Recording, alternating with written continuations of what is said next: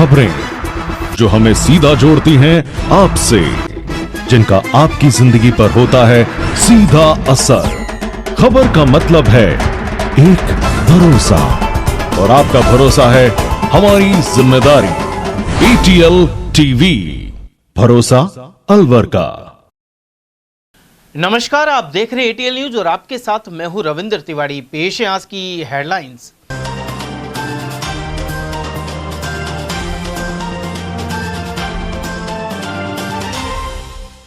ADG crime meeting के दौरान mini सचिवालय को बम से उड़ाने की मिली धमकी। अब तक 3 बार ईमेल मिलने से बढ़ी प्रशासन और पुलिस की चिंता। देवस्थान विभाग की निःशुल्क तीर्थ यात्रा योजना पर उठे सवाल। जयपुर से बैरंग लौटाए 150 यात्री। वन मंत्री संजय शर्मा ने कहा सभी 200 MLA की विधायक निधि की हो निष्पक्ष जांच। राजस्थान के 3 विधायकों पर आरोपों के मद्देनजर की टिप्पणी। सरकार के 2 साल पर प्रदर्शनी का भी किया उद्घाटन। और महिला पर ASI को धक्के मारने और पुलिस पर मरीज को पीटने के लगे आरोप। जिला अस्पताल में एंटी को लेकर हुआ था विवाद। और अब जानते हैं खबरों को विस्तार से। अलवर के मिनी सचिवालय में उस समय हड़कंप मच गया जब ADGP विशाल बंसल की अध्यक्षता में चल रही क्राइम मीटिंग के दौरान बम से उड़ाने की धमकी भरा ईमेल प्राप्त हुआ। पिछले अरसे में यह धमकी तीसरी बार सामने आई है। जानकारी के अनुसार मिनी सचिवालय में ADG विशाल बंसल की महत्वपूर्ण क्राइम मीटिंग चल रही थी। इसी दौरान यहां के आधिकारिक ईमेल पर धमकी भरा संदेश आया, जिसमें मिनी सचिवालय को बम से उड़ाने की बात कही गई थी। मेल मिलते ही प्रशासन सतर्क हो गया और तुरंत प्रभाव से सुरक्षा एजेंसियों को अलर्ट किया गया। सर्च ऑपरेशन के तहत पूरे भवन को खाली करवाकर हर कोने की गहनता से तलाशी ली गई। इसमें बम निरोधक दस्ते और डॉग स्क्वाड की मदद ली गई। हालांकि अब तक किसी भी प्रकार की विस्फोटक सामग्री बरामद नहीं हुई है। उधर ADM सिटी बीना महावर के अनुसार साइबर सेल को सक्रिय कर दिया गया है और मेल भेजने वाले की लोकेशन एवं पहचान का पता लगाया जा रहा है। जैसे कि आप सही बता रहे हैं कि पिछली लास्ट 2 बार मिनी सचिवालय को इसी प्रकार से बम से उड़ाने की धमकी भरा ईमेल हमारी जिला मजिस्ट्रेट की आधिकारिक ऑफिशियल ID पर प्राप्त हुआ था। आज पुनः सुबह 7:31 पर ये मेल जिला कार्यालय डिस्ट्रिक्ट मजिस्ट्रेट की ID पर प्राप्त हुआ है। और जिस प्रकार से लास्ट जो पिछले 2 बार से मेल के जो कंटेंट थे वो साउथ इंडिया तमिलनाडु से रिलेटेड थे। इस बार भी जो मेल की जो कंटेंट है वो तमिलनाडु से संबंध रखते हैं। उसमें अलवर जिले से संबंधित कोई भी तथ्य सामने नहीं आए हैं। फिर भी एहतियातन और सुरक्षा के तौर पर SP साहब को इसमें लिखा गया है। समस्त कर्मचारियों को भी इसमें अलर्ट कर दिया गया है और उनके जो SP साहब की तरफ से जो टीम है वो तलाशी इसमें कर रही है। एक और राजस्थान सरकार अपने 2 साल का जश्न मना रही है, वहीं दूसरी ओर देवस्थान विभाग द्वारा वृद्ध जनों के लिए शुरू की गई निःशुल्क तीर्थ यात्रा योजना सवालों के घेरे में आ गई है। योजना के तहत जयपुर बुलाए गए करीब 150 वृद्ध यात्रियों को यह कहकर वापस भेज दिया गया कि ट्रेन की सीटें फुल हो चुकी है और उनका नंबर दोबारा आएगा।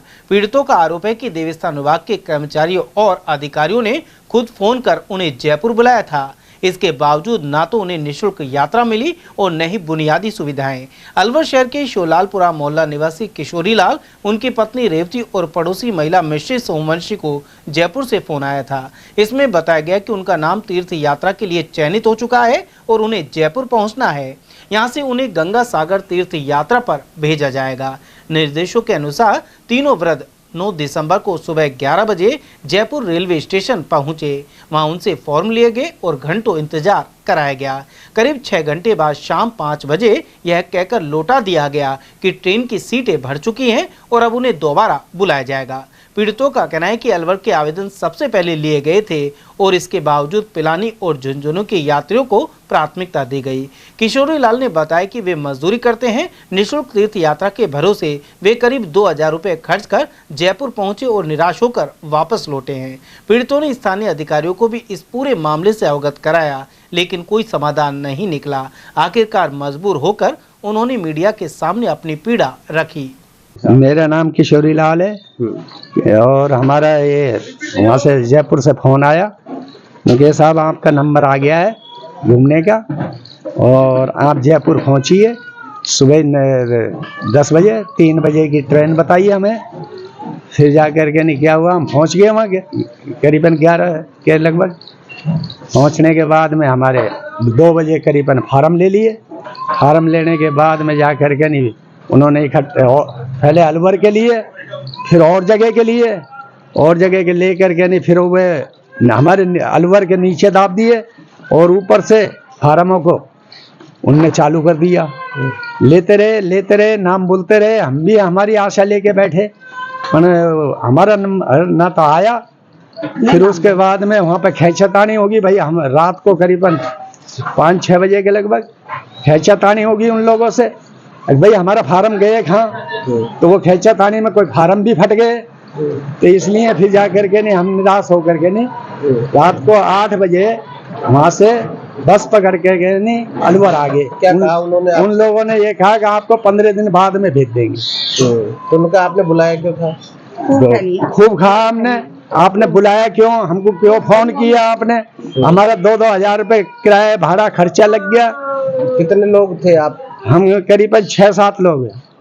तो 3 आपके मोहल्ले के? हाँ 3 हमारे मोहल्ले के हैं। समझा ना। और वहाँ कितने थे टोटल? वहाँ टोटल करीबन 700-800 आदमी के लगभग। और जिनके रिजेक्ट हुए वो कितने थे? रिजेक्ट करीबन 100-150 आदमी के लगभग।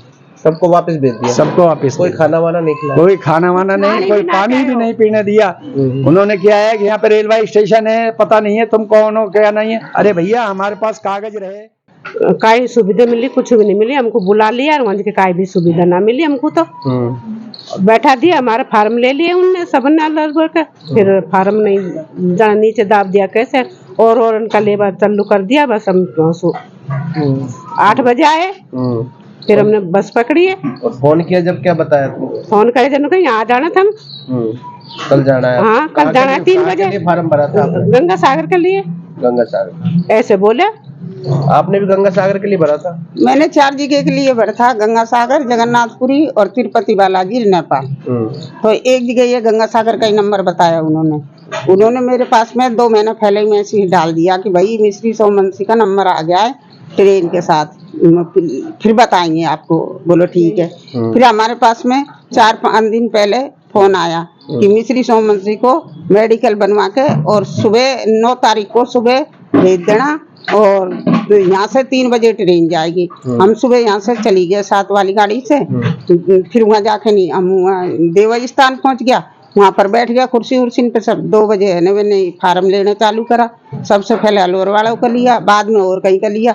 तो उन्होंने क्या करा, फिर वे जब नाम बोलता गया तो वह पिलानी और वहाँ का झुंझुनू का फार्म ज्यादा लिया उन्होंने, और हमारा सबका कैंसिल कर दिया। फिर हमने कि भैया हम रात में कहाँ जाएंगे, यहाँ भूखा प्यासा पड़ा है, तुमने बुलाया ही क्यों फिर? तो एक पुलिस वाला ने मेरा फार्म मेरे हाथ में से ले लिया, बोलो अम्मा जी तुम्हारा नंबर आ जाएगा, लाओ मेरे को दे दो। मैंने उनको दे दिया। तो मैंने कि भैया मेरे नंबर क्यों ना आ रहा, सबका आ रहा है। उनका अम्मा जी इन्होंने तो दबा दिया फार्म। फिर जो वो बैठा काउंटर पे वो बोला नहीं अम्मा जी हमने कैंसिल कर दिया, आपका नंबर नहीं आएगा, बाद में देखेंगे।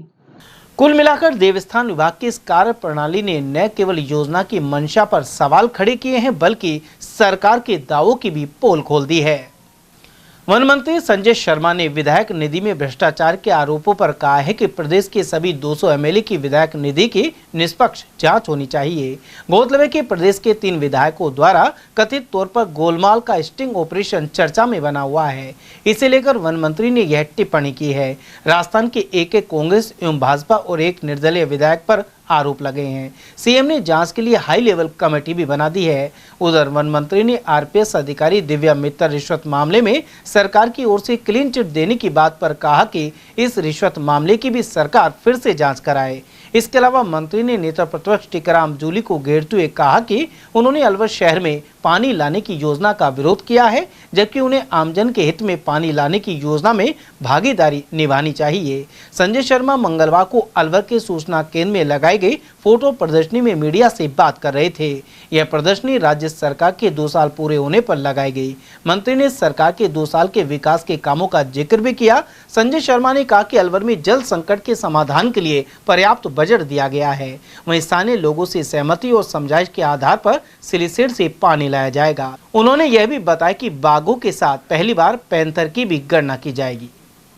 उधर कम उम्र के नेता नितिन नवीन को बीजेपी में कार्यकारी राष्ट्रीय अध्यक्ष बनाने पर मंत्री शर्मा ने कहा कि आने वाला समय युवाओं का है। प्रधानमंत्री ने इसके लिए विशेष अभियान भी चलाया है।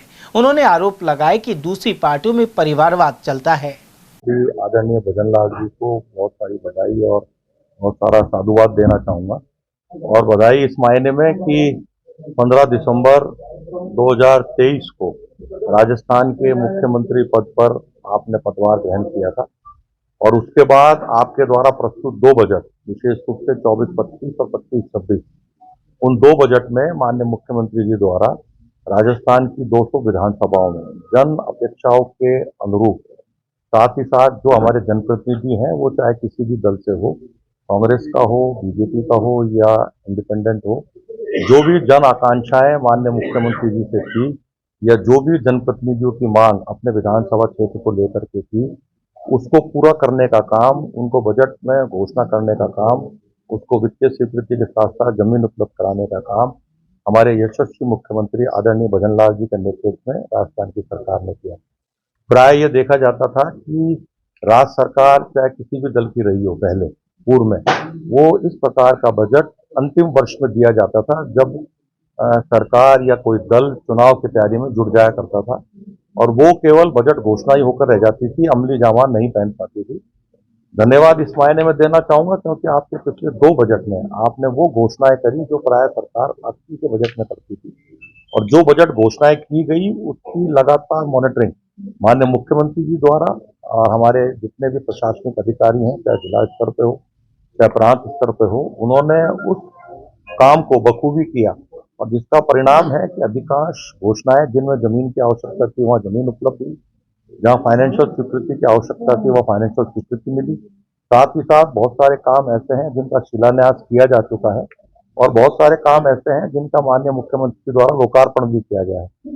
भावार्थ यह है कि एक ऐसा मुख्यमंत्री जो सहज है, सुलभ है, सहृदयता दिखाने वाला है, आम जन का मुख्यमंत्री है, और वो उस बात को समझते हैं जो एक आम जन को राज्य से अपेक्षा होती है, चाहे केंद्र की अपेक्षा हो चाहे राज्य की अपेक्षा हो, उस पर खरा उतरने का काम हमारे यशस्वी मुख्यमंत्री माननीय भजन लाल जी के द्वारा किया गया।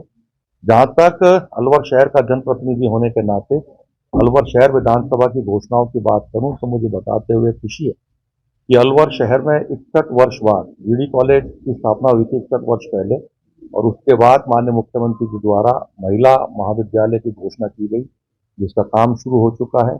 उसके साथ साथ पॉलिटेक्निक कॉलेज की भी एक महिला विंग की घोषणा माननीय मुख्यमंत्री द्वारा की गई जिसका काम बहुत जल्दी शुरू होगा। जो हमारा बच्चों का वार्ड था उसको शिशु चिकित्सालय का दर्जा देने का काम किया। शिवाजी पार्क जो पीएससी थी उसको सीएससी में प्रोमोट करने का काम माननीय मुख्यमंत्री जी द्वारा किया गया।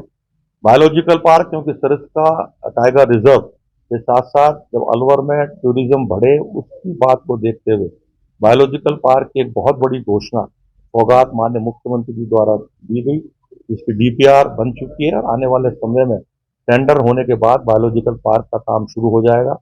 साइंस पार्क माननीय मुख्यमंत्री जी द्वारा हमको दिया गया, उसके साथ साथ प्लानिटोरियम भी माननीय मुख्यमंत्री जी द्वारा दिया गया। सड़कों के लिए विशेष रूप से चाहे पीडब्ल्यूडी हो, चाहे हमारा नगर विकास न्यास हो या नगर निगम हो, एनकैप के माध्यम से या राज्य सरकार के फंड के माध्यम से, नगर विकास न्यास के माध्यम से अलवर शहर में अच्छी गुणवत्ता की सड़क बने, उसको लेकर के विशेष रूप से कार्य किया गया। साथ ही साथ हम सुरक्षा का भाव हमारे क्षेत्र में रहने वाले नागरिकों में रहे, उसको लेकर के अक्षयपुरा जो चौकी थी उसको थाने के अंदर प्रोन्नत किया गया। साथ ही साथ क्योंकि प्रदूषण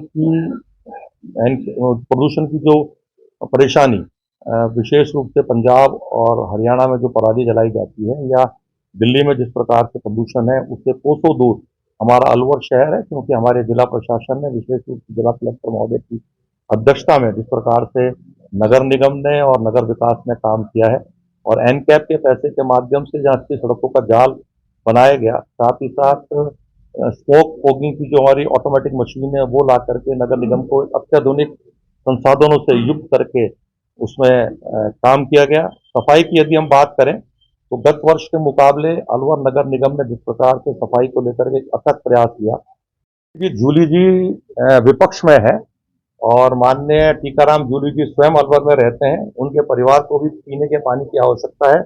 ये ठीक है कि वो लगातार इस योजना का विरोध गत सरकार में जब वो सरकार में थे जब भी करते आ रहे थे, आज भी कर रहे हैं, लेकिन किसी व्यक्ति के मना करने से या विरोध करने से राज ना तो रुकता है और ना राज झुकता है, क्योंकि ये जनहित का मामला है, जनता को पानी चाहिए। इसमें मेरा आपके माध्यम से टीकाराम जूली जी से भी आग्रह है कि वो आगे बढ़ करके अलवर की इस महत्वाकांक्षी योजना में अपना महत्वपूर्ण योगदान अदा करें। जल्दी करें। जो विधायक निधि में करप्शन का मामला आया है, आपको लगता है इतना बड़ा मामला आने के बाद में सरकार संज्ञान ले रही है? पिछले 2 साल में करीब 2000 करोड़ रुपए विधायक निधि पूरे राजस्थान में विधायक की गलती है, क्या ये जांच के दायरे में आती है या फिर सरकार किसी एक्शन लेगी?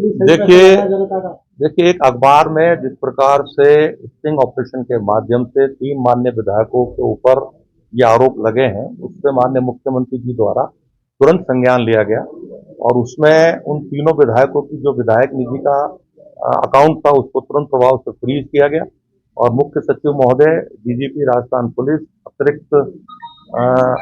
अतिरिक्त मुख्य सचिव विजिलेंस, उनके अध्यक्षता में एक कमेटी बनाई गई है। साथ ही साथ माननीय विधानसभा अध्यक्ष महोदय द्वारा जो सदाचार कमेटी है उसमें भी इस मामले को दिया गया है। जांच प्रक्रियाधीन है। यदि माननीय विधायकगण दोषी पाए गए तो उनके खिलाफ न्याय संगत कार्रवाई होनी चाहिए। साथ ही साथ आपने जिन विधायक निधि कोटे के आपने जांच की बात करी है, तो मैं इससे हर्ष कहूंगा कि राज्य सरकार सभी माननीय 200 विधायकों के जो भी विधायक निधि का आवंटन किया गया है उसकी जांच निष्पक्ष कमेटी के द्वारा कराई जाएगी। और वहीं राज्य सरकार के 2 वर्ष पूरे होने के उपलक्ष्य में अलवर के सूचना केंद्र में 3 दिवसीय प्रदर्शनी का आगाज हुआ। यह उद्घाटन वन मंत्री संजय शर्मा, जिला कलेक्टर आरतिका शुक्ला एवं भाजपा जिला अध्यक्ष अशोक गुप्ता ने फीता काट कर किया। प्रदर्शनी में राज्य सरकार के बीते 2 वर्षों के कार्यकाल में किए गए विकास कार्यों, योजनाओं और उपलब्धियों को दर्शाया गया है।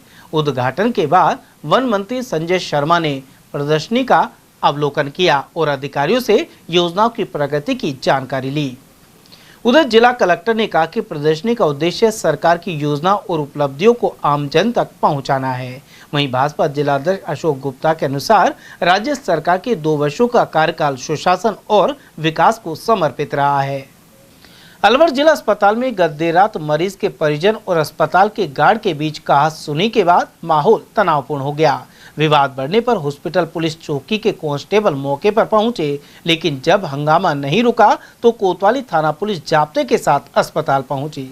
इस दौरान पुलिस और मरीज के परिजनों के बीच जमकर धक्का मुक्की हुई। आरोप है कि इस दौरान कोतवाली थाने के एएसआई मोर मुकुट को महिला ने कई बार धक्का मारा। उधर महिला का आरोप था कि पुलिस ने उसके मरीज पुत्र को लात घूंसों से पीटा। महिला पुलिस मौके पर मौजूद नहीं होने के कारण स्थिति और बिगड़ गई। बाद में थाने से महिला पुलिस को बुलाया गया। पुलिस जब परिजनों को गाड़ी में बैठाने लगी तो एक बार फिर धक्का मुक्की हुई। अस्पताल में इस तरह का माहौल करीब आधे घंटे तक चलता रहा। इसके बाद महिला सहित 4 लोगों को थाने ले जाया गया। बाद में महिला और मरीज को छोड़ दिया गया। उधर महिला अनुराधा ने बताया कि उनके बेटे की सोमवार को एमआरआई करवाई गई थी, जिसकी रिपोर्ट मंगलवार को आनी थी। बेटे को अस्पताल में भर्ती हुए 6 दिन हो चुके हैं। सोमवार रात खाना लाने में देरी हो गई थी और करीब 11 बजे वह खाना लेकर अस्पताल पहुंची, लेकिन गार्ड ने इनकार कर दिया और कहा-सुनी हो गई। इस दौरान गार्ड ने उनके देवर की गिरबान पकड़कर धक्का मुक्की की और पुलिस को बुला लिया। आरोप है कि पुलिस आने के बाद उनके बेटे के साथ लात घूंसों से मारपीट की गई। अच्छा, कब भर्ती हुए थे? 6 दिन हो गया। आज क्या समस्या थी आपको? ये क्या बीमारी थी? मैं बताऊं, चक्कर की बीमारी जो है कि आज एमआरआई हुई है, कल रिपोर्ट आनी बाकी है की। अच्छा, फिर क्या हुआ? आज क्या हुआ? आज इतनी हुई कि हम लेट हो गए। हमने ये बोली, मन भैया हम 2 मिनट में हाथ जोड़े की बात है, हम खाना खा के आ रहे, हुआ के बाद में बाहर आ जाएंगे। इतनी सी देर में मैं बताऊं गार्ड पुलिस वाले ने लेके पहुंच गया, उन्होंने गिरबान पकड़ ली। किसकी पकड़ी? मेरा आदमी, ये भैया की काई गलती करी उनने? सिर्फ खाना ही तो खा रहे, छोटा भाई है मेरा, खाना ही तो खा रहे, कोई गलती करी? 2 मिनट की बोलती, कोई पल्ले तो ना पड़ी ना। 2 मिनट पर अगर कोई पल्ले पड़ी हो तो आप बता दो। मेरा छोरा में लात और घूसा मारे पुलिस वाले ने। ये मैं बताऊं सरकारी हुआ को फायदा उठा रहे हैं। ये मरीज है जो का हाथ पैरों से खून निकल रहे हैं और ये पुलिस वाले देखो हाथ पैरों से खून निकल रहे भाई। वहीं एएसआई मोर मुकुट ने बताया कि एक महिला अपने साथ 2-3 लोगों और एक मरीज को लेकर आई थी। मरीज माइग्रेन की बीमारी से पीड़ित था और भर्ती होने के बावजूद वार्ड में मौजूद नहीं था। इसके बाद रात में खाना लेकर आने के दौरान गार्ड से पास को लेकर कहासुनी हुई थी। पुलिस के मौके पर पहुंचने के बाद परिजन पुलिस से भी उलझ गए, जिनमें से 2 लोग शराब के नशे में थे। स्थिति को देखते हुए महिला और मरीज को इलाज के लिए छोड़ दिया गया, जबकि 2 अन्य लोगों को शांति भंग के आरोप में थाने लाया गया है। भिवाड़ी के फूलबाग थाना क्षेत्र में सोमवार रात एक कंपनी कर्मचारी पर जानलेवा हमला का लूट की वारदात सामने आई है। फूलबाग सब्जी मंडी के समीप हुई इस घटना से इलाके में दहशत फैल गई। जानकारी के अनुसार नदबई थाना अंतर्गत बेलारा गांव निवासी 44 वर्षीय रघुवीर जाट भिवाड़ी स्थित पैरामाउंट ब्लेड कंपनी में कर्मचारी है। सोमवार रात करीब 8 बजे रघुवीर जाट सब्जी खरीदने के लिए मंडी गया था। घर लौटते वक्त 4 बाइक पर सवार होकर आए 5 नकाबपोश बदमाशों ने उसे घेर लिया, साथ ही होकी और डंडों से हमला कर गंभीर रूप से घायल कर दिया। उसे उपचार के लिए अरवल रेफर किया गया है। हमले के बाद बदमाश उसके पास मौजूद साइकिल, मोबाइल फोन और करीब 500 रुपए लूटकर मौके से फरार हो गए। सूचना मिलने पर फूलबाग थाना पुलिस मौके पर पहुंची और निरीक्षण किया। आरोपियों की तलाश में आसपास के सीसीटीवी कैमरों की फुटेज खंगाली जा रही है। क्षेत्र में बढ़ती आपराधिक घटनाओं को लेकर स्थानीय लोगों में आक्रोश है और उन्होंने रात्रि गश्त बढ़ाने की मांग की है।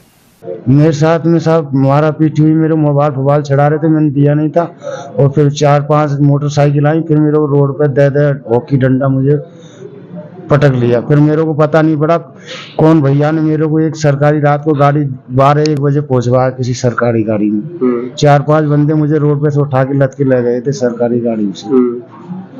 तो कहाँ की घटना है ये फूलबाग से थोड़ा सा नेक आगे हैं, भिवाड़ी में। हाँ। क्या काम करते हो तुम? मैं पैरामेंट कंपनी में काम करता हूँ, ब्लेड मशीन चलाता हूँ, ऑपरेटर हूँ।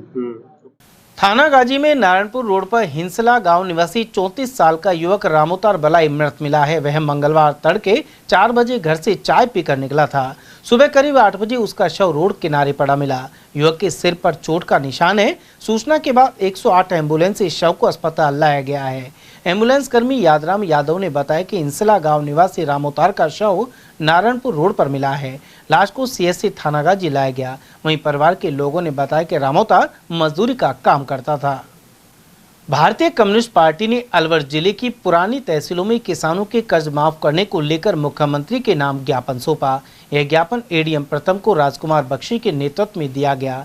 जिला सचिव तेजपाल सैनी ने बताया कि मौसम की अनिश्चितता, पैदावार की बढ़ती लागत और उचित दाम नहीं मिलने के कारण किसान कर्जदार हो रहा है। साथ ही उन्हें समय पर बिजली खाद भी नहीं मिल पाते हैं। इसी क्रम में पूरे जिले के 1,42,074 किसानों पर सरकारी बैंकों का लगभग 627 करोड़ रुपए का कर्ज बकाया है। ज्ञापन के अनुसार पूंजीपतियों को भारी रियायतें दी जाती है। साथ ही कई जगह एक बस के रजिस्ट्रेशन नंबर से 3-4 बसें संचालित कर टैक्स का चूना लगाया जा रहा है। दूसरी ओर किसानों का देश की जीडीपी में महत्वपूर्ण योगदान है। इसके बावजूद उनके कर्ज माफ करने पर ध्यान नहीं दिया जा रहा। आज हम किसानों के ऊपर जो कर्जा हो रहा है उसके संदर्भ में ज्ञापन देने आए हैं और अलवर जिले के जो पुराना जिला है उसमें 1,42,000 किसानों के ऊपर 627 करोड़ रुपए का कर्जा है। आज जो उनकी फसलें जो ख़राब हो रही हैं, बेमौसम बरसात हो रही है, किसानों को जो बीज खाद महंगे दामों पर मिल रहे हैं, उनकी जो लागत है वो भी उनको नहीं मिल पा रही है। ऐसे में वो कर्ज चुकाने के लिए भी कर्जा ले रहे हैं। तो ऐसी स्थिति में उनकी आर्थिक स्थिति को सुधारने के लिए हम सरकार से मांग कर रहे हैं कि उनका कर्जा माफ़ किया जाए, जिससे कि उनकी आर्थिक दृष्टि से का मजबूत हो सकें। आज राजस्थान में जो अवैध वाहने हैं, वीडियो कोचेज जो चल रही हैं, वो 7,000 बसें ऐसी हैं जो सरकार को टैक्स नहीं दे रही हैं और फर्जीवाड़ा काफ़ी लंबे समय से हो रहा है। तो ऐसी स्थिति में जब हज़ारों करोड़ रुपए का नुकसान सरकार उन वाहनों से उठा सकती है, तो क्या कर्जा किसानों का कर्जा माफ़ नहीं किया जा सकता? तो उस हिसाब से हम सरकार से मांग कर रहे हैं कि किसानों का कर्जा माफ़ किया जाए, जिससे उनकी आर्थिक दृष्टि मजबूत हो और आत्महत्या करने से बच सकें। और वहीं हनुमानगढ़ जिले के टिब्बी क्षेत्र में प्रस्तावित इथेनॉल फैक्ट्री के विरोध को लेकर लाठीचार्ज पर किसान सभा ने कड़ा विरोध जताया है। संगठन की ओर से मुख्यमंत्री के नाम ज्ञापन भेजकर पूरे मामले में हस्तक्षेप की मांग की गई है। अलवर जिला इकाई के पदाधिकारी मुख्तियार सिंह ने कहा कि शांतिपूर्ण आंदोलन के बावजूद पुलिस द्वारा किसानों पर लाठीचार्ज किया गया। साथ ही सैकड़ों किसानों पर झूठे मुकदमे दर्ज कर उन्हें गिरफ्तार कर लिया गया। किसान सभा ने इन मुकदमों की वापसी, घायल काश्तकारों को मुआवजे और लाठीचार्ज के आदेश देने वाले अधिकारियों के खिलाफ जांच की मांग उठाई गई। जी, आज हमने अखिल भारतीय किसान सभा जिला अलवर के नेतृत्व में जिला कलेक्टर को मुख्यमंत्री के नाम ज्ञापन सौंपा है। हाँ, मुख्यमंत्री के नाम, क्योंकि हनुमानगढ़ जिले के टिब्बी तहसील के अंदर एथेनॉल कंपनी का निर्माण किया जा रहा था, जिसका जो है किसान विरोध कर रहे थे पिछले 15 महीनों से, और वो धरने पर बैठे हुए थे। कई बार अधिकारियों से भी मिले, लेकिन उसका कोई समाधान नहीं हो पा रहा था।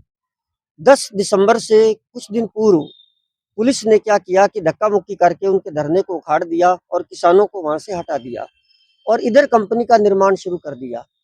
अतः 10 दिसंबर को किसानों ने महापंचायत रखी हुई थी, जहां पर बहुत सारे किसान इकट्ठे हुए और पुलिस आई और उसने लाठीचार्ज किया, जिसमें कई किसान घायल हो गए और कई किसानों को गिरफ्तार कर लिया गया, ताकि उनके ऊपर झूठे मुकदमे लगा दिए गए। हमारी मांग ये है कि शीघ्र वो झूठे जिन पर मुकदमे लगे हैं उन्हें वापस लिया जाए, किसानों को रिहा किया जाए और उन्हें उचित इलाज और मुआवजा दिया जाए। और यदि सरकार इस हमारी मांगों को पूरा नहीं करती है तो वो पूरे राजस्थान में और अलवर में भी किसानों के उग्र आंदोलन के लिए तैयार रहे। उदय अवसर पर महेंद्र सिंह, लोकेश शर्मा, शेर सिंह जाटव, निरंजन, सीटू अलवर के जिला संयोजक मोहन सिंह राघव और परमानंद सैनी आदि उपस्थित रहे। अलवर प्याज मंडी में आवक जारी है और प्याज के थोक भाव 5 रुपए से लेकर 25 रुपए प्रति किलो तक बने हुए हैं। व्यापारी अभय सैनी ने बताया कि निर्यात को सीमित मात्रा में ही खोला गया है। बांग्लादेश में सिर्फ 50 गाड़ियों का निर्यात खुला है, जबकि बांग्लादेश 200 गाड़ियों की डिमांड कर रहा है। उन्होंने कहा कि अब मध्य प्रदेश और महाराष्ट्र की प्याज भी बाजार में आ चुकी है। ऐसे में निर्यात नहीं बढ़ा तो प्याज में नुकसान झेलना पड़ेगा। प्याज के क्या भाव है, कितनी आवक है, कैसी क्वालिटी, क्या जानकारी? प्याज का हाल जो है वो ऐसा है, देसी कहावत है कि माई सास रे भेजे तो लुगड़ी लत तो फेरूं, नहीं जाके अपना खेत में काम करूं। सरकार ने एक्सपोर्ट तो खोला है, लेकिन ऐसे खोला है जैसे ऊंट के मुंह में जीरा। 50 गाड़ी रोज हिंदुस्तान से बांग्लादेश जा रही है, दूसरे देशों में भी जा रही है। बांग्लादेश ने 200 गाड़ी रोज मांग की है, लेकिन सरकार हिंदुस्तान ने अभी तक परमिशन नहीं दी है। अगर 200 गाड़ियों की परमिशन मिलती है तो बाजार यहीं रुका रह जाएगा, क्योंकि अभी प्याज जो है अलवर के अलावा भी एमपी और महाराष्ट्र की प्याज भी चालू हो गई है। उससे प्याज का अराइवल बढ़ेगा तो पुणे बाजार दब सकते हैं। आप और सब लोगों के सहयोग से अलवर की धरती के ऊपर राजस्थान सरकार और भारत सरकार से आह्वान किया था हम लोगों ने कि आप अलवर ही नहीं पूरे हिंदुस्तान के किसानों के बारे में सोच रखें और एक्सपोर्ट खोलें। अगर नहीं खोलेंगे तो प्याज का भाव इतना भारी कम हो जाएगा, किसान को उसकी मजदूरी भी नहीं मिल पाएगी। एक्सपोर्ट खुला है, बाजारों में हल्की तेजी आई है। आज 5 रुपए से लेके और लगभग 25 रुपए किलो तक की प्याजें बिकी है। अच्छी प्याज 20 से 25 रुपए किलो बिक रही है, जिससे किसान को राहत मिली है। आज मंडी में लगभग 40,000 कट्टे की आवक है और पूरे हिंदुस्तान में लगभग आज 6 लाख कट्टों की आवक है जैसी रिपोर्ट है। और पूरे हिंदुस्तान में 6 लाख कट्टा जब आता है तो हम ये मानते हैं कि सीजन पीक का होता है। और अगर ये सही सलामत प्याज हमारे निश्चित निर्धारित स्थानों तक पहुंच जाती है तो बाजार ही रुके रह जाए। जिला विधिक सेवा प्राधिकरण एवं IIS यूनिवर्सिटी जयपुर द्वारा विधिक जागरूकता शिविर लगाया गया। इस दौरान सलाह दी गई कि साइबर ठगी होने पर नजदीकी पुलिस स्टेशन या साइबर सेल सहित 1930 पर तुरंत सूचित करें। बाल भारती सीनियर सेकेंडरी स्कूल एवं देवीजी गली सीनियर गर्ल्स स्कूल में साइबर अपराध एवं पोक्सो एक्ट को लेकर यह कैंप संपन्न हुआ।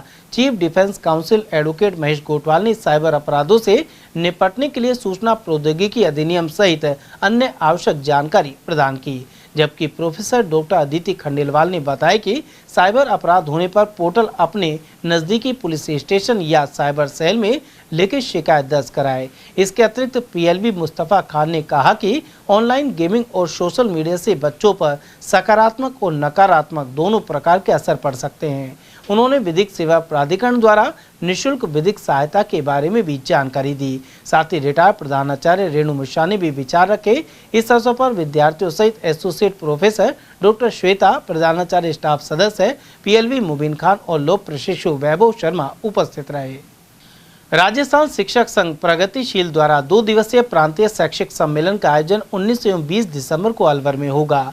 यह सम्मेलन हसन खान मेवात नगर स्थित पल्लीवाल जैन महासभा भवन में किया जाएगा। इस दौरान शिक्षा और शिक्षकों से जुड़े ज्वलंत मुद्दों पर गहन विचार विमर्श होगा। सम्मेलन के मुख्य अतिथि केंद्रीय मंत्री भूपेंद्र यादव होंगे, जबकि कार्यक्रम की अध्यक्षता प्रदेश सरकार में मंत्री संजय शर्मा करेंगे। प्रेस वार्ता के दौरान संघ के मुख्य महामंत्री हरिकृष्ण यादव ने बताया कि यह सम्मेलन शिक्षकों के लिए दिशा तय करने वाला साबित होगा। इस अवसर पर प्रदेश उपाध्यक्ष एवं सम्मेलन संयोजक खूबचंद शर्मा, महामंत्री प्रमोद गुप्ता, सह संयोजक अजय विजय, रामकर्ण सुनारी, अशोक सुथीजा और शक्ति सिंह यादव आदि मौजूद रहे। राजस्थान शिक्षक संघ प्रगतिशील का 2 दिवसीय प्रांतीय अधिवेशन 19-20 दिसंबर 2025 को अलवर मुख्यालय पर श्री पल्लीवाल जैन महासभा भवन हसन खां मेवाती नगर में केंद्रीय मंत्री श्री भूपेंद्र यादव जी के मुख्य आतिथ्य और राजस्थान के कैबिनेट मंत्री श्री संजय शर्मा जी, इसके अतिरिक्त अध्यक्षता श्री बलबीर चिल्लर जी, जिला प्रमुख अलवर डॉक्टर जसवंत यादव, श्री सुखवंत सिंह, डॉक्टर करण सिंह यादव अलवर, श्री बन्नाराम जी मीणा, श्री जयराम जी जाटव, अलवर जिले के समस्त शिक्षा अधिकारी प्रदेश भर के जो शिक्षक आएंगे वो उनके विचार सुनेंगे और ज्यादा से ज्यादा संख्या में मैं अपील करता हूं कि अधिक से अधिक शिक्षक इसमें पहुंचे और इसका विचार मंथन करें। सर, किन मुद्दों पर चर्चा की?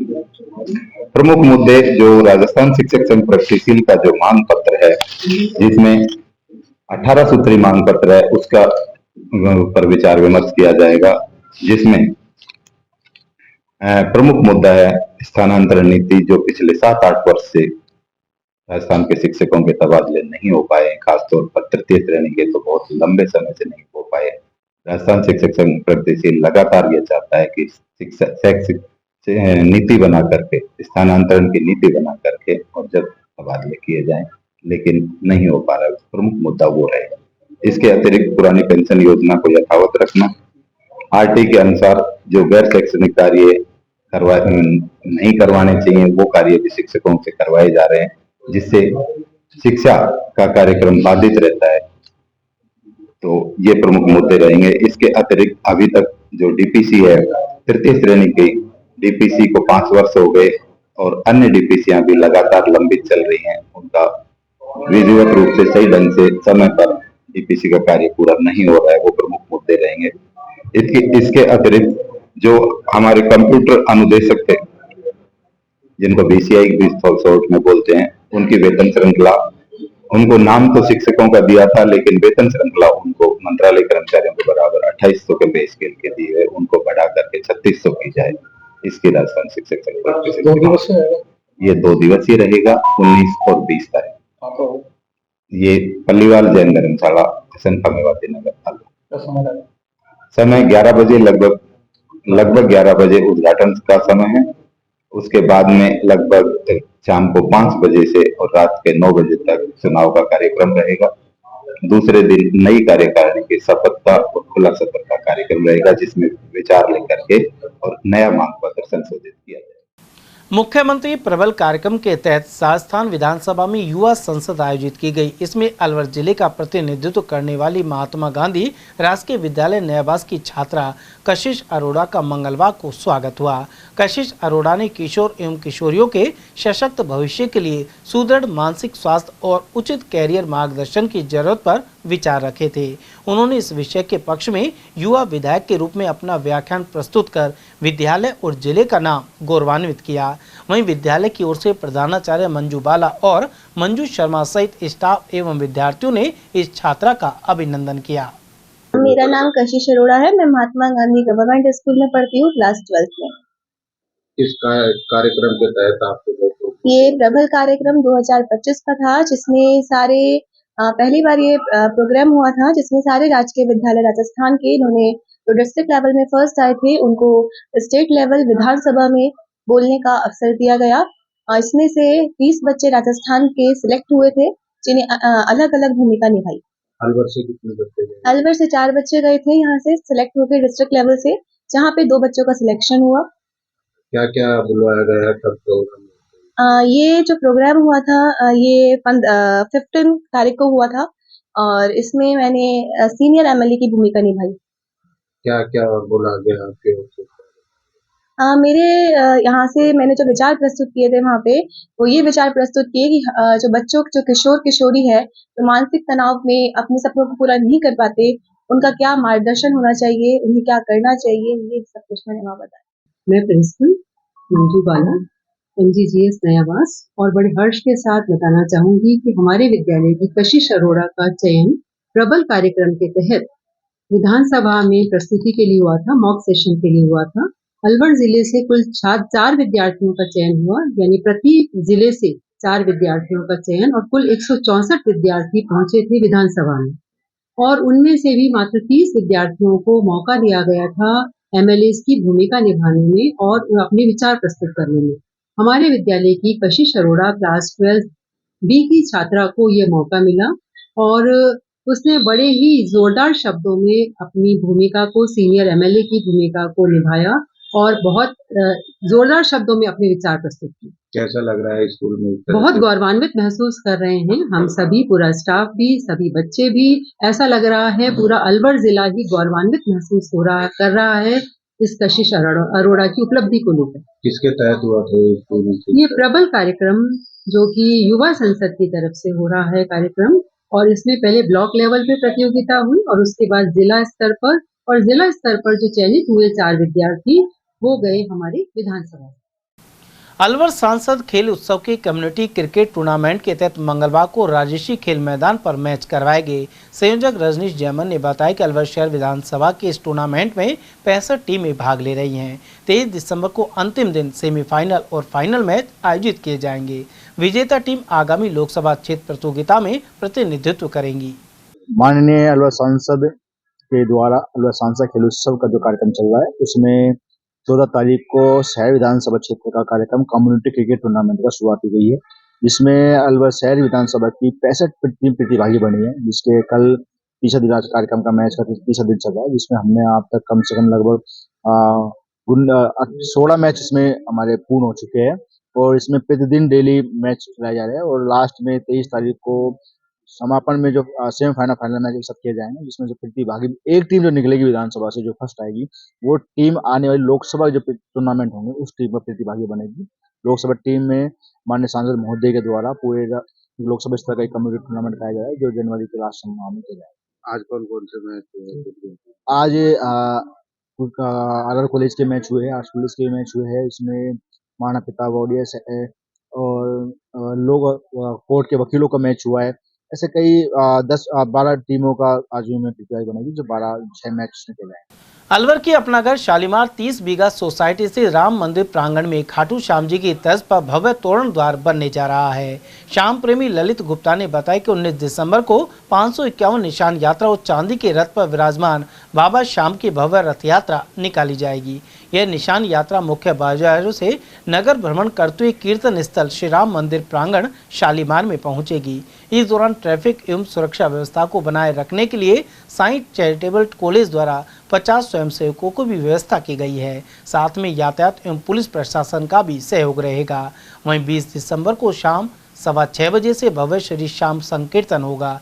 इसी क्रम में मंडल के सदस्यों को प्रभारी नियुक्त किया गया है। उपाध्यक्ष जितेंद्र सेतिया ने यह जानकारी प्रदान की। पूज्य सिंधी पंचायत अलवर के नवनियुक्त अध्यक्ष रमेश चोएथानी ने कार्यकारिणी की घोषणा कर दी है। इसी के साथ पंचायत के संगठनात्मक कार्यों को नई दिशा मिलने की उम्मीद जताई जा रही है। कार्यकारिणी में महासचिव नरेश तख्तानी, संरक्षक प्रताप राय बाबानी और अर्जुन तख्तानी, सचिव गोविंद कुकरेजा, नितिन सनपाल, किशन चंद और राकेश कटारा होंगे। इसी तरह 4 वरिष्ठ उपाध्यक्ष, 5 उपाध्यक्ष सहित कोषाध्यक्ष पद पर तोताराम रामवानी और मीडिया प्रभारी की जिम्मेदारी परमानंद लेखवानी को दी गई है। अध्यक्ष चोएथानी के अनुसार नई कार्यकारिणी समाज के विकास, एकता एवं सेवा कार्यों को प्राथमिकता देते हुए कार्य करेगी। कृषक संवाद कार्यक्रम 17 दिसंबर को आयोजित होगा। संयुक्त कृषि निदेशक पीसी मीणा ने बताया कि इस दिन दोपहर 12 बजे से अलवर पुलिस अन्वेषण भवन में कृषक संवाद किया जाएगा। वहीं आत्मा सभागार में 17 दिसंबर को होने वाली समीक्षा बैठक को स्थगित कर दिया गया है। भारतीय संवैधानिक मौलिक अधिकार सुरक्षा संगठन ने अलवर में लड्डू ख्वास की बगीची स्थित समाजसेवी अशोक नंदा के निवास पर बैठक की। इसमें महेश चंद को अलवर इकाई अध्यक्ष बनाया गया। संगठन अध्यक्ष चौधरी हरदीप सिंह ने यह नियुक्ति की है। इस दौरान महासचिव विनोद सरवाण और सदस्य मनोज चावरिया ने भी विचार रखे। वहीं अध्यक्ष महेश चंद के अनुसार दलित और पिछड़े वर्ग की समस्याओं का समाधान किया जाएगा। श्री विनोद सरवाण जी दिल्ली से आए हैं, जो कि भारतीय संवैधानिक मौलिक अधिकार सुरक्षा संगठन के राष्ट्रीय महासचिव हैं। उन्होंने मुझे यहाँ पर अलवर जिला का जिलाध्यक्ष नियुक्त किया है और उन्होंने मुझे ये पदभार सौंपा है। यहाँ पर जो दलित हमारे जो पिछड़े तबके के हैं उनको उनके जो फंडामेंटल राइट्स हैं, जो एक मौलिक अधिकार जो कि संविधान के तहत रह करके हैं, तो उनकी जानकारी उन तक पहुँचाना ये मेरी जिम्मेदारी है। और मैं इन भरोसा दिलाता हूँ कि जो ये पदभार इन्होंने मुझे सौंपा है उस पर पूरा उतरूँगा और अपने सभी समाजों को साथ में लेकर के इनमें आगे बढ़ेंगे और जो गरीब तबके के लोग हैं उनको उस विषय में जानकारी देंगे और उनके जो अधिकार हैं वो दिलवाने का पूरा हमारा प्रयास रहेगा। मैं विनोद सरवाण, भारतीय संवैधानिक मौलिक अधिकार सुरक्षा संगठन का मैं राष्ट्रीय महासचिव हूँ। आज मुझे यहाँ पर अलवर में आने का मौका मिला और संगठन के जो पदाधिकारी हैं सारे यहाँ मौजूद, उनसे मैंने बैठ के बातें की और जो यहाँ जो समस्याएँ हैं लोकल, उन सारी समस्याओं पर हमने विस्तार से चर्चा की और उन चर्चाओं पे हमने जो महसूस किया या जो गरीबों की दिक्कतें हैं इनको मैंने आदेश दिए कि तुरंत उन पर कार्रवाई करें और एप्लीकेशन लिखें जो संबंधित अधिकारी हैं और जो हमारी कमेटी है यहाँ पर उनको और विस्तार करें, संगठन में लोगों को जोड़ें। विकास सैनी बबीरवाल को राजीव गांधी पंचायती राज संगठन का स्टेट कोऑर्डिनेटर बनाया गया है। प्रदेश अध्यक्ष डॉक्टर सीबी यादव की अनुशंसा पर यह नियुक्ति हुई है। इसके लिए संगठन के राष्ट्रीय अध्यक्ष सुनील पंवार और प्रदेश कांग्रेस कमेटी के अध्यक्ष गोविंद सिंह डोटासरा ने अनुमोदन किया था। प्रदेश संगठन की ओर से यह नियुक्ति 2 वर्ष अथवा आगामी आदेश तक प्रभावी रहेगी। प्रदेश अध्यक्ष डॉक्टर यादव ने विश्वास जताया कि अलवर निवासी विकास सैनी जमीनी स्तर पर कांग्रेस पार्टी की विचारधारा को मजबूत करने में सक्रिय भूमिका निभाएंगे। समाचार में वक्त तो चला एक छोटे से ब्रेक का, बने रही एटीएल टीवी के साथ। अलवर का अपना जाना पहचाना नाम स्ट्रॉन्गर स्पोर्ट्स फेयर, शहर का एकमात्र स्पोर्ट्स फेयर और गुड्स शोरूम, जहां इस वर्ष मिल रहा है ब्रांडेड ट्रैक सूट्स पर धमाकेदार offer. Shiv Naresh, select, bold, stronger और जस्ट जैसे ब्रांड्स पर मिल रहा है भारी डिस्काउंट।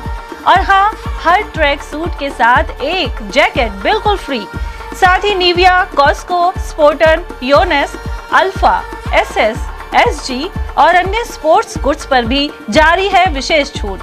सिर्फ 18, 19 और 20 तारीख को ट्रैक सूट्स पर पूरे 40% का डिस्काउंट।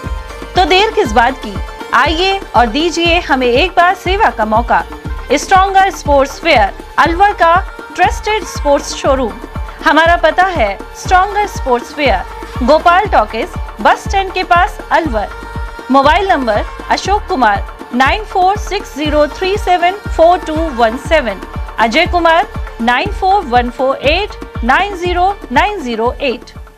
हीरे, सोने, चांदी के जेवरातों के विक्रेता Durga Prasad Sunil Dutt jewellers, Bajaja Bazaar, Alwar.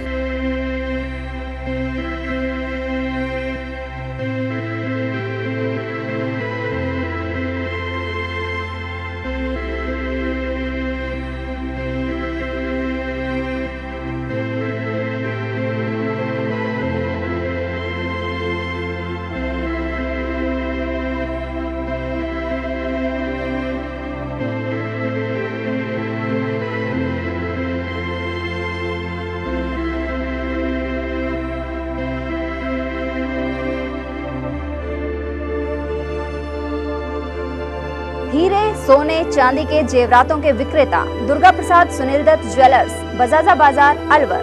Phone number 0144233863 and 2338663। Furniture का 32 साल पुराना जाना माना नाम राहुल डेकोर। यहाँ आपकी लाडली बिटिया के लिए अथवा अपने घर के लिए सभी प्रकार का सागवान का फर्नीचर उपलब्ध है।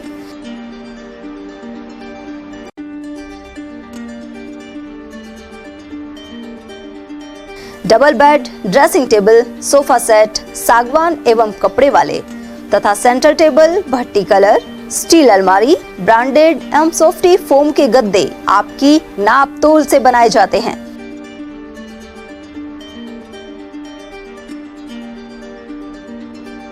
सभी सामान एक ही छत के नीचे उपलब्ध। हमारा पता है अलवर बोर्ड, जैसवंत तिराहे से पहले, कटी घाटी, अलवर। Contact number 9414019769 and 9414019768।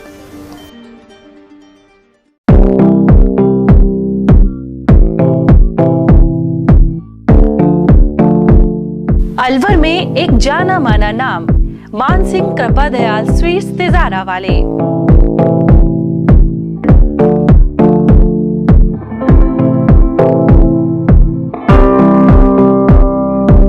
हमारे यहाँ सर्दियों की मीठी मेवा, गजक, रेवड़ी और गाजर का हलवा शुद्ध व ताजा हर समय तैयार मिलता है।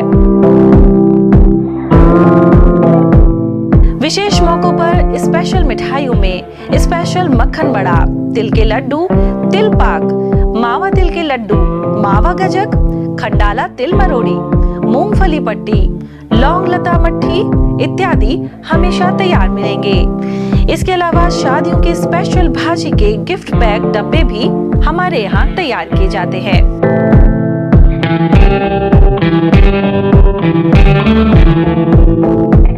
तो एक बार सेवा का मौका अवश्य दें। हमारा पता है church road, Alwar, A50 Malviya Nagar, Alwar. Phone number 014423326240, 014423326225। पहचान गारमेंट्स। अब शादियों की खरीदारी के लिए दिल्ली और जयपुर जाने की जरूरत नहीं। पहचान गारमेंट्स लाया है कुर्ता, पैजामे, शेरवानी, ब्लेजर और कोट पैंट की शानदार वैरायटी।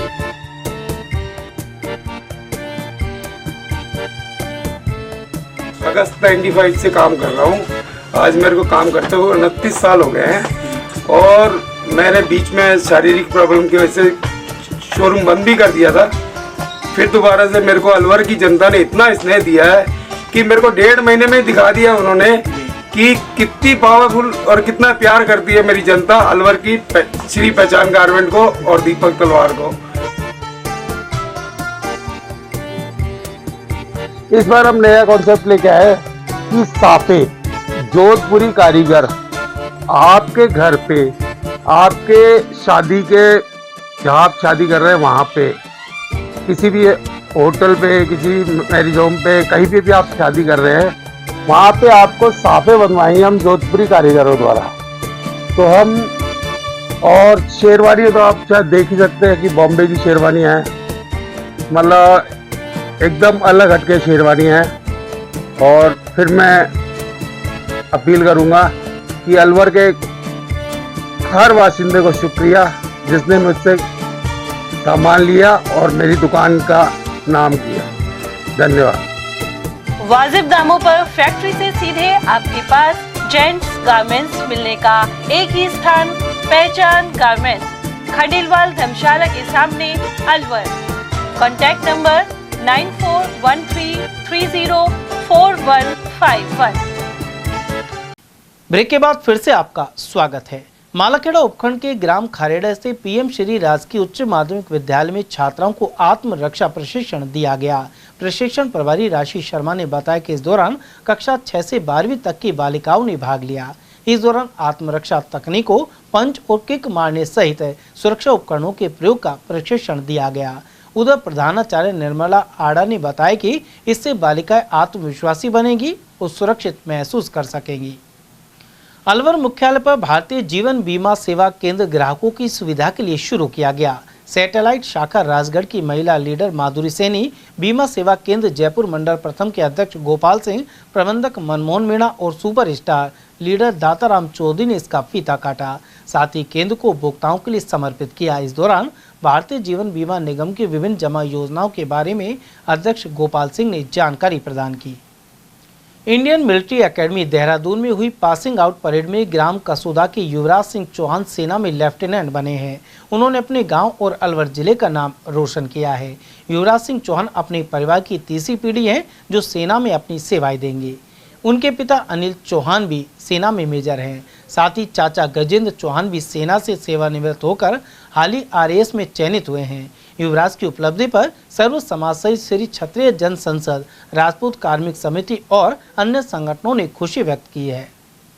राजकीय आयुर्वेदिक औषधालय पृथ्वीपुरा पर स्वच्छता अभियान चलाया गया। इस दौरान डॉक्टर मुकेश चंद प्रजापत सहित कर्मचारी नेमीचंद, मनोज कुमार, आशा और संतोष के अलावा वार्ड पंच बाबूलाल सेन भी उपस्थित रहे।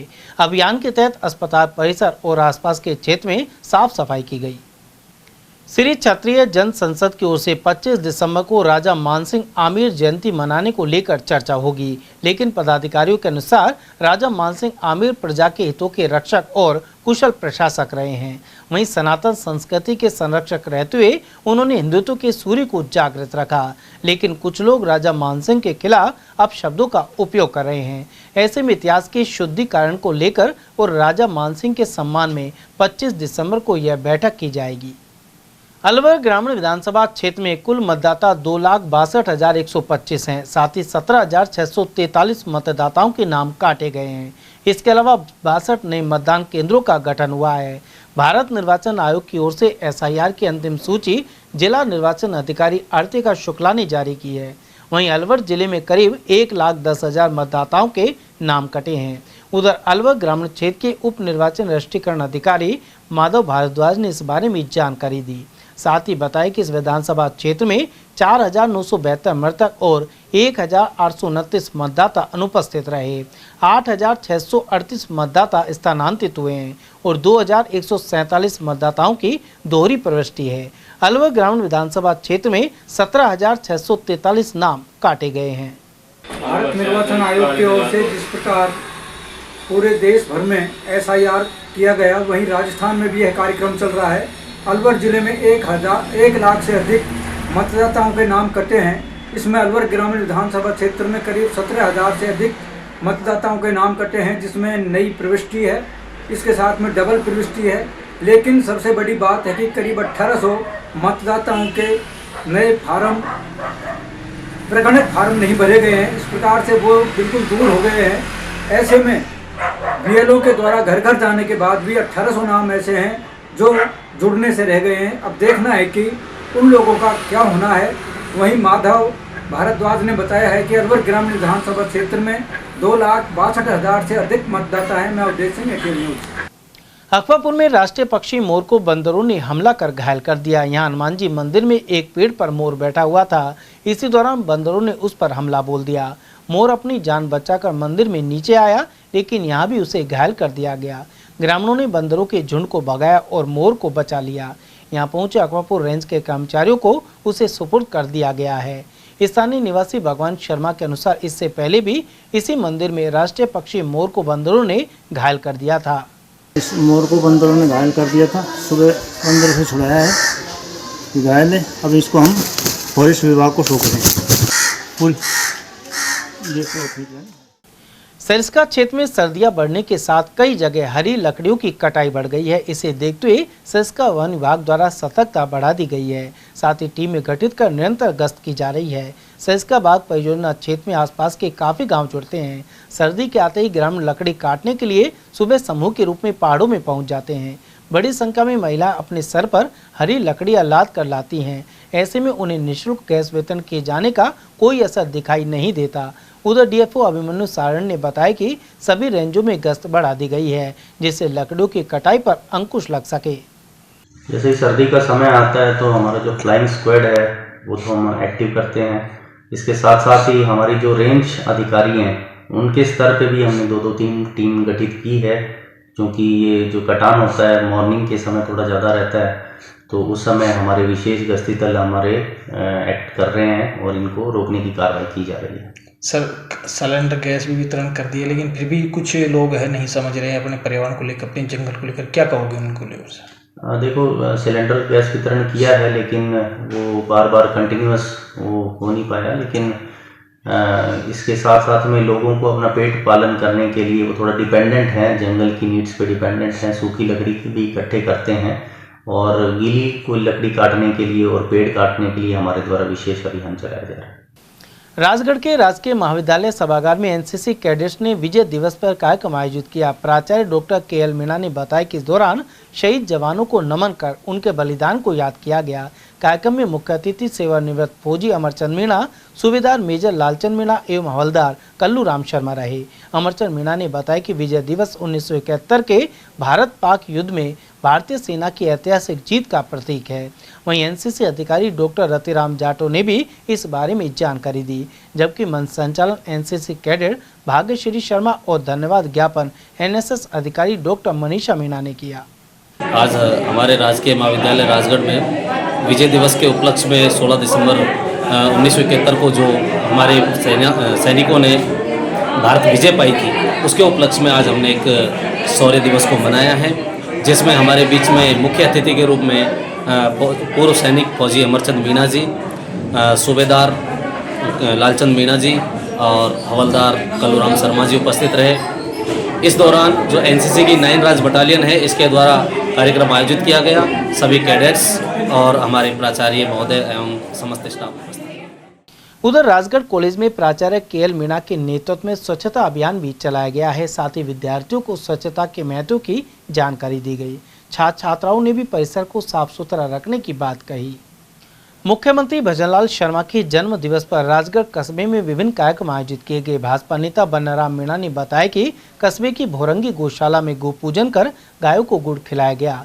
वहीं कस्बे के प्रताप स्टेडियम में भाजपा कार्यकर्ताओं ने केक काटा। इसी स्टेडियम में सांस्कृतिक खेल उत्सव कार्यक्रम के तहत कम्युनिटी क्रिकेट प्रतियोगिता शुरू हुई। मीणा के अनुसार मुख्यमंत्री भजनलाल शर्मा के नेतृत्व में राजस्थान सरकार सुशासन एवं जन कल्याण के साथ काम कर रही है। आज माननीय मुख्यमंत्री भजनलाल शर्मा जी के जन्मदिन पर राजगढ़ लक्ष्मणगढ़ क्षेत्र के भारतीय जनता पार्टी के कार्यकर्ताओं द्वारा बड़े जोश से उनके जन्मदिन समारोह में केक काटकर गौ माता को गुड़ खिलाकर उनकी लंबी उम्र की कामना कर रहे हैं। अभी रक्तदान शिविर शुरू हो चुका है। साथ ही साथ अलवर में माननीय सांसद भूपेंद्र यादव जी हैं, उनकी प्रेरणा से यहाँ पर आज कम्युनिटी क्रिकेट का शुभारंभ कराया जा रहा है। प्रताप स्टेडियम में 25 तारीख से अंडर-23 वाले मैच शुरू कराए जाएंगे और आज अबो 23 वाले मैचों का शुभारंभ कर दिया गया है। राजगढ़ नगर पालिका की साधारण सभा की बैठक अध्यक्ष सतीश दुहारिया की अध्यक्षता में आयोजित हुई। बैठक में पार्षद धर्मचंद सैनी एवं बेनी प्रसाद सैनी ने कहा कि करीब 20 वर्षों से सफाई कार्य में 13 संविदा कर्मी लगे हुए हैं। इनकी स्थायी नियुक्ति का प्रस्ताव लिया जाना चाहिए। अध्यक्ष की सहमति से यह प्रस्ताव सर्वसम्मति से पारित किया गया। वहीं पार्षद बेनी प्रसाद सैनी के उल्लेख पर BPL परिवारों का नाम जोड़ने से पहले उनकी जांच का प्रस्ताव भी पारित हुआ। क्षेत्र अधिकार से संबंधित पट्टों को जारी करने आदि पर भी निर्णय हुआ। कार्यवाहक अधिशासी अधिकारी विकास भारद्वाज ने सदन में बताया कि नगर पालिका क्षेत्र का विस्तार करते हुए 7 गांव जोड़े गए हैं।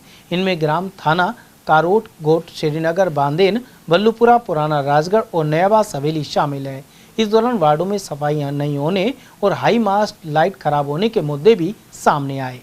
आज हमारे कार्यकाल की अंतिम बोर्ड बैठक हुई।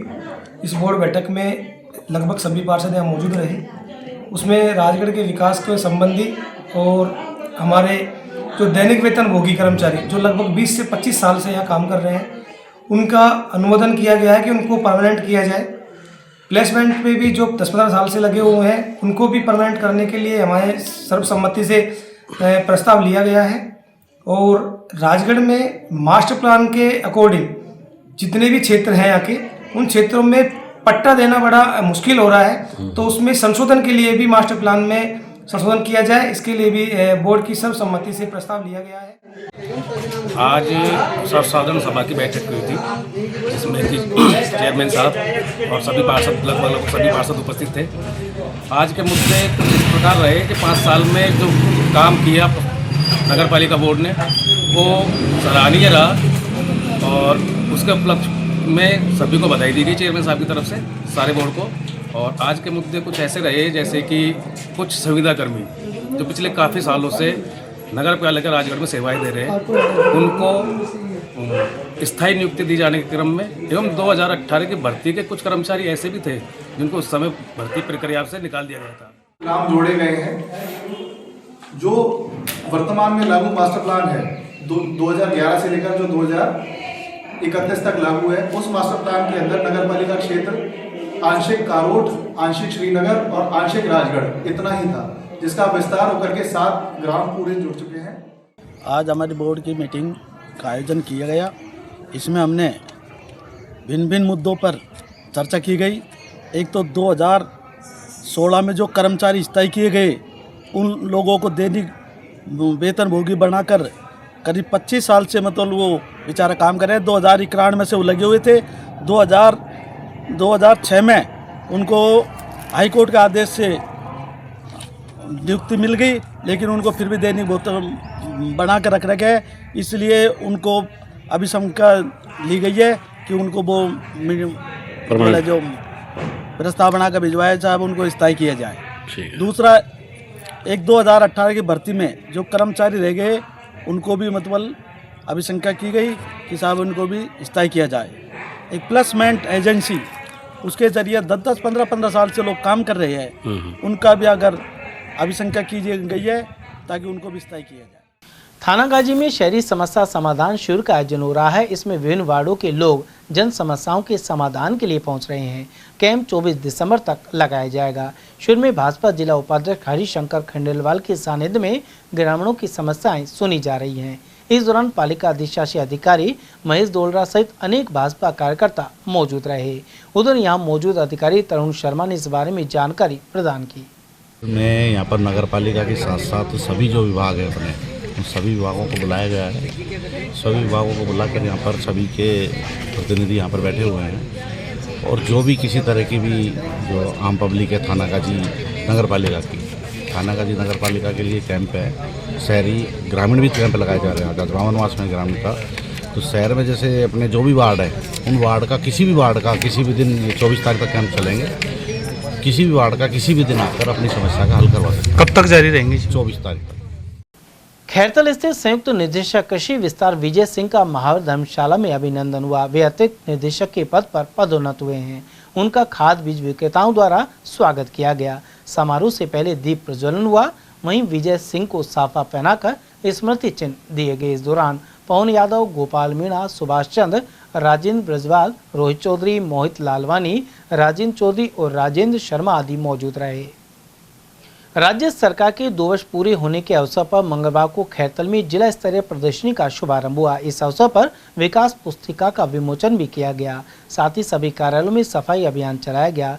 प्रदर्शनी के उद्घाटन समारोह में जिला कलेक्टर सहित जनप्रतिनिधि एवं वरिष्ठ अधिकारी उपस्थित रहे। प्रदर्शनी में विभिन्न विभागों द्वारा अपने अपने कार्यों, योजनाओं एवं नवाचारों को प्रदर्शित किया गया है। खैरतल के सुभाष नगर कॉलोनी स्थित राजकीय प्राथमिक विद्यालय में सामाजिक सरोकार की मिसाल पेश की गई। यहाँ वेब प्रांत संपर्क प्रमुख एवं भामाशाह योगेश गोयल ने अपने पुत्र के जन्मोत्सव को इसके जरिए सार्थक बनाया। कार्यक्रम के दौरान 51 विद्यार्थियों को जर्सी, शूज, जुराब एवं पौष्टिक अल्पाहार का वितरण किया गया। सर्दी के मौसम में गर्म जर्सी और शूज पाकर बच्चों के चेहरे खिल उठे। कार्यक्रम के दौरान गोयल ने कहा कि शिक्षा और स्वास्थ्य किसी भी समाज के उज्जवल भविष्य की सबसे मजबूत आधारशिला है। साथ ही जरूरतमंद बच्चों को प्रोत्साहन और सुविधाएं मिलना आवश्यक है, जिससे वे आत्मविश्वास के साथ आगे बढ़ सकें। इस अवसर पर संस्था प्रधान राजकुमार ने योगेश गोयल एवं उनके परिवार सहित सभी अतिथियों का स्वागत किया। राठ इंटरनेशनल स्कूल भिवाड़ी में सड़क सुरक्षा जागरूकता कार्यक्रम का आयोजन यातायात विभाग द्वारा किया गया। इस दौरान यातायात निरीक्षक महेश यादव द्वारा सभी चालकों को सुरक्षित वाहन चलाने के लिए जानकारी दी गई। सुरक्षा प्रशिक्षक राजेश द्विवेदी ने इस दिशा में सावधानियों के बारे में अवगत कराया। इसके अलावा बच्चों को कहा गया कि वे अपने माता पिता एवं परिवार के सदस्यों को हेलमेट और सीट बेल्ट लगाने के लिए प्रेरित करें। वहीं प्रधानाचार्य डॉक्टर सरला सिंह ने धन्यवाद ज्ञापित किया। एडीजी विशाल बंसल ने एक दिवसीय दौरे पर अलवर पुलिस लाइन में परेड का निरीक्षण किया। साथ ही वरिष्ठ पुलिस अधिकारियों के साथ समीक्षा बैठक की। मीडिया से बातचीत में एडीजी विशाल बंसल ने बताया कि यह अलवर जिले का वार्षिक निरीक्षण है। उन्होंने कहा कि मौजूदा एसपी सुधीर चौधरी के नेतृत्व में अलवर पुलिस द्वारा की गई सख्त कार्रवाई से साइबर अपराध और गोकशी की घटनाओं में गिरावट आई है। उन्होंने बेहतर कानून व्यवस्था बनाए रखने के निर्देश दिए। यह एक जिले का औपचारिक निरीक्षण की कार्यवाही है जो वार्षिक निरीक्षण किया जाता है। उसी क्रम में जिले की संपूर्ण कारगुजारी, क्या व्यवस्था, क्या समस्याएं जिले को फील हो रही है, किस प्रकार के इश्यूज यहाँ पे हाईलाइट हो रहे हैं, किस प्रकार से इनका निराकरण या पुलिस मुख्यालय के स्तर के ऊपर इनको क्या संसाधन की आवश्यकता, इश्यूज जिनके ऊपर विचार किया जाना चाहिए, उन्हीं सब के लिए बातचीत के लिए आज मैं यहाँ पे आया हूँ। क्योंकि सर अलवर सेंसिटिव जिला है, गोकशी और गौ तस्करी, इसके अलावा म्यूल अकाउंट्स और साइबर अपराधी बहुत हैं। उसके लिए सर किस तरह की बैठक ली और किस तरह के दिशा निर्देश दिए? जो मैंने यहाँ का रिकॉर्ड्स देखा और पास्ट में भी मेरे को यहाँ की जानकारी थी, मेरे को ये देख के अत्यंत खुशी हुई कि जो प्रेजेंट एसपी सुधीर चौधरी जी है, उनके नेतृत्व में उनकी जो पूरी टीम है, बड़ी मुस्तैदी के साथ में साइबर अपराधी और साथ में जो एक बोवाइन एनिमल स्मगलिंग, गोकशी और जो उनका तस्करी का जो काम हो रहा था, उसमें बहुत ही अच्छा काम कर रही है। वर्तमान में इस प्रकार के केसेस में काफ़ी हद तक गिरावट आई है। जो राष्ट्रीय स्तर के ऊपर एक पोर्टल बनाया जाता है जिसमें हॉटस्पॉट्स देखे जाते हैं कि किस जगह से साइबर क्राइम ज़्यादा ओरिजिनेट हो रहा है, तो उस हॉटस्पॉट्स में भयंकर इन्होंने कमी लाने का काम किया है कि ताकि यहाँ के अपराधियों के मध्य में डर रहे। वो पूरे देश में जो साइबर अपराध करते थे उसमें कमी लाने का इन्होंने कंट्रीब्यूशन दिया है अपना, और उन अपराधियों के पीछे पड़े हुए हैं। मिनी सचिवालय को तीसरी बार धमकी मिली है बम से उड़ाने की। लगातार 3 मेल आई हैं, वो भी एक ही जगह से आई हैं। विगत साल, इस साल 2 बार। उस पर सर चूंकि आप क्राइम बैठक ले रहे थे, इस मामले का संज्ञान आया? हाँ, डेफिनेटली संज्ञान आया। उसके ऊपर जो यहाँ की एंटी सबॉटेज टीम है वगैरह है, उसको एक सरसरी तौर के ऊपर देखने के लिए, व्यवस्था चेक करने के लिए कहा भी गया था। बिल्कुल, क्योंकि आप भरतपुर भी एसपी रहे हैं, आप एडीजी हैं, यहाँ सर लगातार आपने बॉर्डर इलाका देखा ही है। पुलिस बहुत कम संसाधनों में अपना 110% देने की कोशिश करती है। क्या इन संसाधन मिलेंगे, नफरी बढ़ेगी और आगे की जो फर्दर आने वाले, क्योंकि अभी ईसा मसीह का वो आने वाला है, तो कुछ इनपुट्स अलग तरह के आ रहे हैं एजेंसी को, उस पर सर क्या आपके निर्देश मिले हैं? संसाधन तो एक सतत प्रक्रिया है, निश्चित तौर से कि जैसे जैसे समय बीतता जाएगा संसाधन और बढ़ते जाएंगे और सिचुएशन और चीज़ों में इम्प्रूवमेंट होता ही जाएगा, तो उसके बारे में नहीं है। और 110% देने वाला अधिकारी हैं, इसीलिए वो 100 की जगह 110% दे रहे हैं और अच्छा काम करके दिखा रहे हैं। और वही हमारी एक्सपेक्टेशन है कि आपके पास में रिसोर्सेज चाहे कुछ भी हो, लेकिन अपन को जी तोड़ मेहनत करके जनता की अपेक्षाओं के ऊपर खरा उतरना है और उसी प्रकार से अपने को कार्रवाई करके देनी। अलवर के एनईबी थाना क्षेत्र में ट्रक की नंबर प्लेट बदलकर पहचान छिपाने के मामले में पुलिस ने कार्रवाई की है। साथ ही 2 आरोपियों को गिरफ्तार किया है। थाना प्रभारी दिनेश चंद ने बताया कि यह मामला वर्ष 2023 का है। परिवादी शाहरुख ने थाने में उपस्थित होकर रिपोर्ट दर्ज कराई थी। परिवादी के अनुसार उसका ट्रक अलवर के ट्रांसपोर्ट नगर क्षेत्र में खड़ा हुआ था। इसी दौरान 2 आरोपियों ने ट्रक से छेड़छाड़ कर उसकी नंबर प्लेट बदल दी, जिससे ट्रक की पहचान छिपाई जा सके। पुलिस ने दोनों आरोपियों हसन का और इस्माइल खान को गिरफ्तार कर लिया है। साथ ही रिमांड अवधि के दौरान आरोपियों से नंबर प्लेट बदलने के उद्देश्य को लेकर पूछताछ की जा रही है। दिनांक 28/11/2023 को परिवादी श्री शाहरुख खान ने प्रकरण दर्ज कराया था कि आरोपीगण द्वारा उसके ट्रक को खुर्द-बुर्द कर दिया गया है और दूसरी नंबर प्लेट से चला जा रहा है, जिस पर अनुसंधान श्री अजय कुमार शहीद द्वारा किया गया, जिसमें खुर्द-बुर्द किए गए ट्रक को जब्त किया गया और ट्रक को खुर्द-बुर्द करने, दूसरी नंबर प्लेट लगाने के संबंध में आरोपीगण हसन खां निवासी लक्ष्मणगढ़ और इस्माइल खां निवासी करौली रामगढ़ दोनों को गिरफ्तार किया गया है, जिनको आज पेश न्यायालय किया गया था, जो अभी पुलिस रिमांड पर चल रहे हैं। अलवर ग्रामीण क्षेत्र के ग्राम मदनपुरी के ग्रामीणों ने बोरिंग और पानी की टंकी लगने पर खुशी जताई है। साथ ही क्षेत्रीय विधायक और नेता प्रतिपक्ष टीकाराम जूली का आभार व्यक्त किया। उन्होंने कहा कि अब घर घर में पानी पहुंच रहा है। ऐसे में ग्रामीणों और कांग्रेस नेता बलवीर सिंह चौधरी ने आभार व्यक्त किया। चल रही है मदनपुर का नाम आपको बलवीर चौधरी ने चलवाई है साहब, और मंदलपुरी गांव में पानी नहीं था, बहुत ज़्यादा किल्लतें आ रही हैं। बलवीर चौधरी ने काफ़ी मेहनत करी है और टीकाराम जूली जी से कह सुन के और गांव में ये मतलब मंदलपुरी के लिए पानी हुआ है और ना इनका भी हो जाए। हाँ, बहुत अच्छा महसूस कर रहे हैं। पानी की बहुत विकट समस्या थी हमारे यहाँ, करीब 40-50 घर पीने के लिए 1 किलोमीटर दूर से पानी लेकर आते थे, बहुत परेशानी थी। हमने सभी अधिकारियों को, प्रशासन को अवगत कराया इसके लिए, और हमारे भजीट गांव के बलवीर चौधरी द्वारा बार बार बताने पर उनके अति प्रयासों से और ये बोर आज 12 तारीख को बलवीर द्वारा चालू कराई गई, जो कि आसपास पड़ोस के गांव घर 40-50 घर हैं, ये सभी इस बोर का फ़ायदा लेंगे।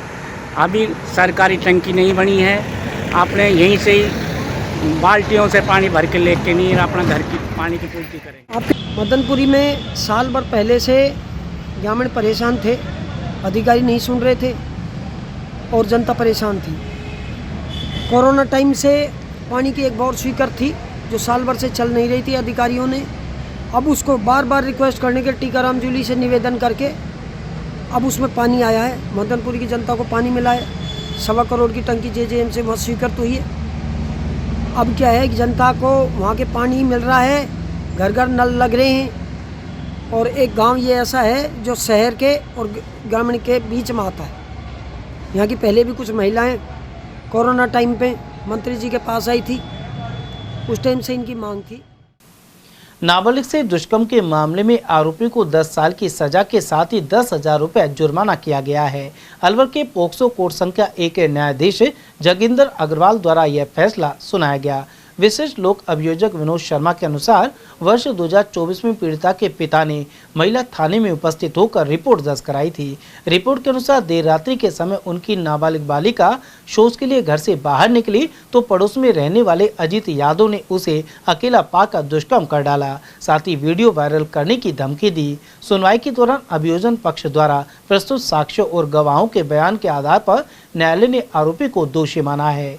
न्यायालय ने अपने फैसले में स्पष्ट किया कि नाबालिगों के विरुद्ध ऐसे अपराध समाज के लिए अत्यंत घातक हैं और ऐसे मामलों में कठोर दंड आवश्यक है। आज माननीय न्यायालय पोक्सो संख्या 1 के जज श्रीमान जगेंद्र जी अग्रवाल द्वारा एक निर्णय पारित किया है, जिसमें अजीत यादव नाम का मुलजिम है, जो महिला थाना भिवाड़ी में एक रिपोर्ट परिवादी की तरफ दर्ज कराई थी कि वह झाड़ू और वाइपर वगैरह बेचने का काम करता है और वो बेचने के लिए अपने निवास स्थान से बहरोड गया हुआ था। पीछे से उसकी बेटी और उसकी पत्नी घर पे थी। उसी के पड़ोस में रहने वाला अजीत यादव जो मुलजिम था, उसने जब रात को 12 बजे उसकी बेटी पीड़िता, जिसकी उम्र करीब 16 वर्ष थी, वह पेशाब करने के लिए गई नीचे बाथरूम में, तो अजीत यादव पहले से वहाँ मौजूद था। उसने पीड़िता को पकड़ा और ले जाकर उसके साथ उसकी बिना मर्जी के बलात्कार किया। आरोपी के द्वारा जब वो पेशाब करने के लिए गई थी तो उसको बाथरूम में ले जाकर उसकी इच्छा के बिना उसके साथ बलात्कार किया, जिसकी पीड़िता जो कि 16 साल की थी। इस घटना के बारे में जब, क्योंकि वो 1 महीने के लिए गया हुआ था, उसके पिता जब आई, तब जब वो आया घर पर, तब उसको इस बारे में जानकारी हुई कि उसकी बेटी के साथ इस प्रकार की अजीत यादव की तरह घटना की गई है।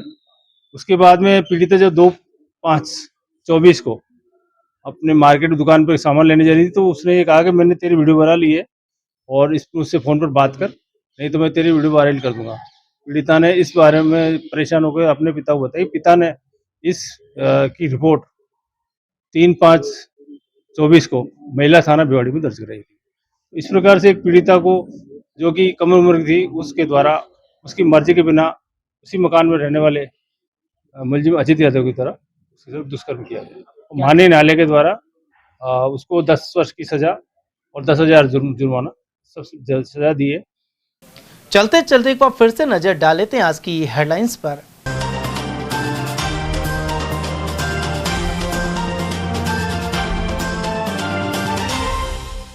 एडीजी क्राइम मीटिंग के दौरान मिनी सचिवालय को बम से उड़ाने की मिली धमकी। अब तक 3 बार ईमेल मिलने से बढ़ी प्रशासन और पुलिस की चिंता। देवस्थान विभाग की निःशुल्क तीर्थ यात्रा योजना पर उठे सवाल। जयपुर से बैरंग लौटाए 150 यात्री। वन मंत्री संजय शर्मा ने कहा सभी 200 एमएलए की विधायक निधि की हो निष्पक्ष जांच। राजस्थान के 3 विधायकों पर आरोपों के मद्देनजर की टिप्पणी। सरकार के 2 साल पर प्रदर्शनी का भी किया उद्घाटन। और महिला पर एएसआई को धक्के मारने और पुलिस पर मरीज को पीटने के लगे आरोप। जिला अस्पताल में एंट्री को लेकर हुआ था विवाद। समाचारों में आज के लिए बस इतना ही। दीजिए पूरी टीम के साथ रविंद्र तिवारी को इजाजत। नमस्कार।